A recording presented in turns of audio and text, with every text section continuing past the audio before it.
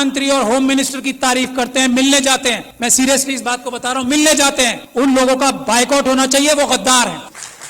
क्या बात करेंगे आप आरएसएस के लोगों से जो इस बात को तय कर चुके हैं कि हमें संविधान खत्म करके मनुस्मृति लागू करनी है? उनसे क्या बात करके और क्या समझाएंगे उन्हें? उन्हें सिर्फ ये जाके कह सकते हैं कि हम आपके पैरों में गिर चुके हैं, हम आपकी हर बात मानेंगे, सिर्फ हमें हमारी कम्युनिटी को धोखा देने का रास्ता बता दो। कैसे हम उनसे मीठी मीठी बातें करके, कैसे जज्बाती तकरीरें देके उनको बेवकूफ बनाएं और आपकी मदद करें, ये काम कर रहे हैं जो लोग उनसे मिलने जाते हैं। ये समझ लीजिए आप, उन्होंने सारी इंस्टीट्यूशंस जो हैं हाईजैक कर ली हैं। उन्होंने हम लोगों के, खास तौर पे एससी एसटी, माइनॉरिटीज और ओबीसी के जितनी टॉप लीडरशिप है सब हाईजैक कर ली। इस बात को जब तक हम तस्लीम नहीं करेंगे हम एक कदम आगे नहीं बढ़ा पाएंगे। अपने अंदर से गद्दारों को आइडेंटिफाई नहीं करेंगे हम एक कदम आगे नहीं बढ़ा पाएंगे।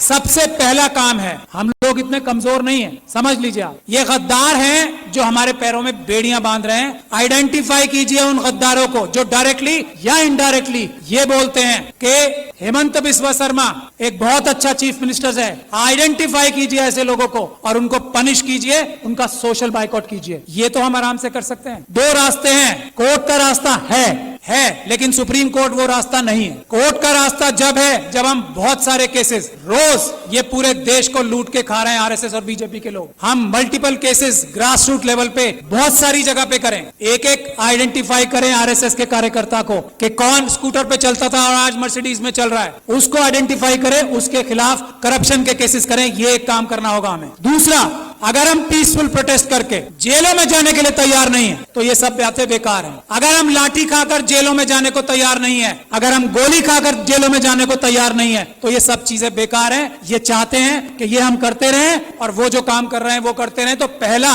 रेजोल्यूशन ये होना चाहिए कि हमें अपने देश को अगर बचाना है, संविधान को अगर बचाना है तो हमें जेल जाने के लिए तैयार रहना पड़ेगा। और जेल जाने वालों में सबसे पहला नंबर लीडरशिप का आना चाहिए, क्योंकि हम लोगों को लोग इज्जत करते हैं ना, हमारी ताकत क्या है। आज मुझे लोग इतना पसंद करते हैं, मैं क्या हूं, एक छोटा सा अदना सा वकील हूं। आज लाखों लोग मुझे सपोर्ट करते हैं, वो मेरी ताकत है। नहीं तो मेरी औकात और हैसियत नहीं है कि मैं चूं भी कर जाऊं इन लोगों के सामने। ये समझ लीजिए आप। और ये बात तस्लीम हमारे सारे एमपी एमएलए, बड़ी बड़ी तंजीमों के लीडर्स को करना चाहिए। उनकी अपनी जाती हैसियत और औकात किसी की नहीं है, मैं इस बात को तस्लीम करता हूं। आज अगर हम लोग इतनी जोर से बोल पा रहे हैं तो हमारे पीछे लोगों की ताकत है, उसकी वजह से हमें उन्हें धोखा नहीं देना चाहिए। जो अपने आप को जितना बड़ा लीडर समझता है उसे जेल जाने के लिए, गोली खाने के लिए, लाठी खाने के लिए सबसे पहले तैयार होना चाहिए। होम मिनिस्टर का, हमें प्राइम मिनिस्टर का घेराव इस बात पे करना चाहिए कि चाइना से हमारे देश की सेना अपनी जमीन वापस लेने के लिए बेकरार है।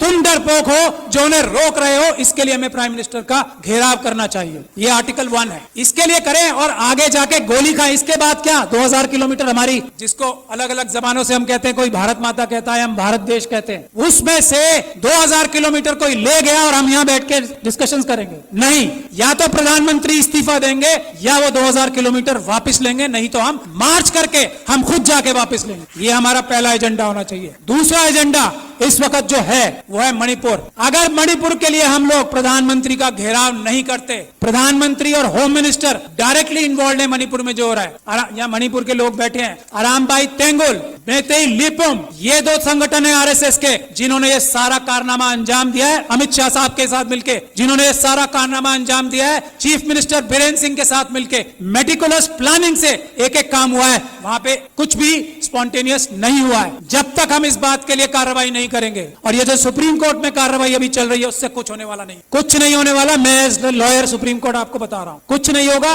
बात 1-2 महीने में आई गई हो जाएगी। उन लोगों के साथ वहां ज्यादती होगी। आरएसएस और बीजेपी पाकिस्तान और चाइना के साथ मिलकर नॉर्थ ईस्ट और सारे बॉर्डर लाइन एरियाज को कमजोर कर रही है। ये हमारी जिम्मेदारी है। आर्टिकल 1 नंबर 1 बचाना सबसे पहले। मणिपुर के लिए हमें जाना चाहिए डेलीगेशन बना के, और सच्चाई सामने लानी चाहिए कि आरएसएस ने, अमित शाह साहब ने और चीफ मिनिस्टर ऑफ मणिपुर ने ये प्लानिंग करके अपने कार्डर से कराया, कोई मैती समाज ने नहीं किया है।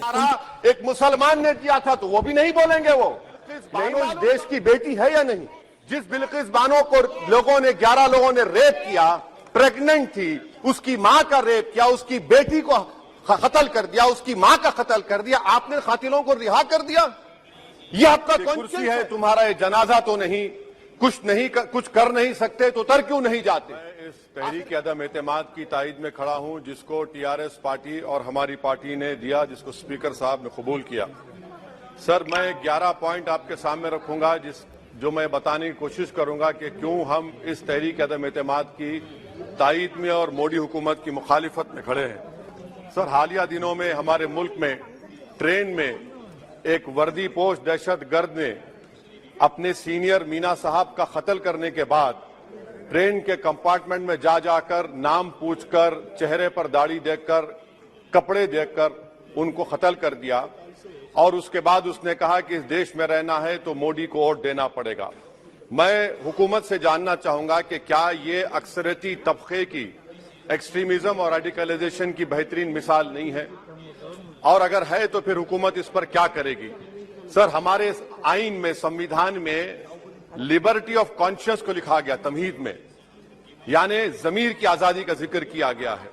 मैं हुकूमत से और खास तौर से वजीर आजम से जानना चाहता हूं कि कहां गया इस हुकूमत का जमीर, कॉन्शियस जिसको अंग्रेजी में कहते हैं, जब नूह में 750 इमारतों को बगैर ड्यू प्रोसेस फॉलो किए उनके इमारतों को मुनज़्ज़म कर दिया गया, और इसलिए कि वो मुसलमान थे, पूरे के पूरे इलीगल थे।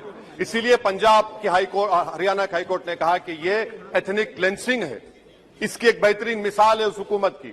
तीसरी है कि इस मुल्क में एक नफरत का माहौल, बल्कि एक आतिश को पैदा कर दिया गया, मुसलमानों के खिलाफ नफरत का माहौल। ये इनका ये 9 साल का इनका ये कारनामा है।